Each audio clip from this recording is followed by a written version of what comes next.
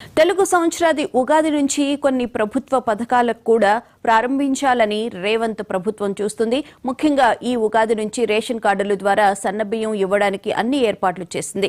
తెలంగాణలో కాంగ్రెస్ ప్రభుత్వం ఏర్పడ్డాక సంక్షేమ పథకాల అమల్లో భాగంగా రేషన్ కార్డు ద్వారా సన్నబియ్యం పంపిణీ చేస్తామని రేవంత్ రెడ్డి చెప్పారు. అయితే సంక్రాంతి నుంచి సన్నబియ్యం పంపిణీ చేస్తామని ముందుగా చెప్పినా తర్వాత వాయిదా వేశారు. కాగా ఇప్పుడు ఉగాది సందర్భంగా ఈ కార్యక్రమాన్ని ప్రారంభించనుంది రేవంత్ సర్కార్. ఏప్రిల్ 1న హుజూర్ నగర్ పట్టణంలో సన్న బియ్యం పంపిణీ కార్యక్రమాన్ని ప్రారంభిస్తున్నట్లు పౌర సరఫరాల శాఖ మంత్రి ఉత్తమ్ కుమార్ రెడ్డి తాజాగా పేర్కొన్నారు.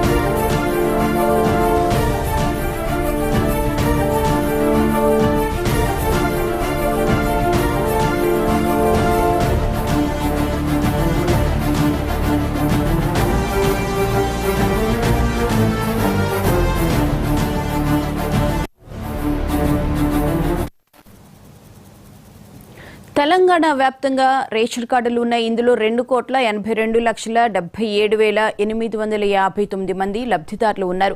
వీరికి ఒక్కొక్కరికి 6 కిలోల చొప్పున సన్న బియ్యాన్ని పంపిణీ చేసే విధంగా ఏర్పాట్లు చేసినట్లు అధికారులు చెబుతున్నారు. హుజూర్ నగర్ పట్టణంలో ముందుగా సీఎం రేవంత్ రెడ్డి ఈ కార్యక్రమాన్ని ప్రారంభిస్తారని, తర్వాత తెలంగాణ వ్యాప్తంగా సన్నబియ్యం పంపిణీని అమలు చేస్తారని అధికారులు చెబుతున్నారు.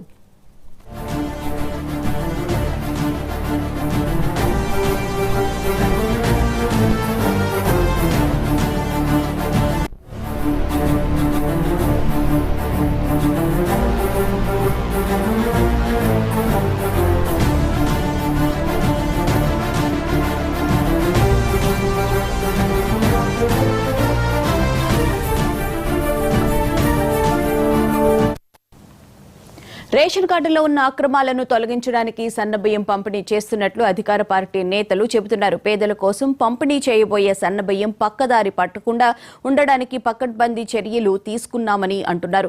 ఇప్పటికే రేషన్ బియ్యాన్ని ఇతర ప్రాంతాలకు ఎగుమతులు చేస్తుండగా పట్టుకున్న సంఘటనలు తెలంగాణలో చోటు చేసుకున్నాయి. మరోవైపు రేషన్ కార్డుల కోసం దరఖాస్తులు చేసుకున్న కొంతమంది ఇంకా తమ పేరు రాలేదని ఆందోళన వ్యక్తం చేస్తున్నారు.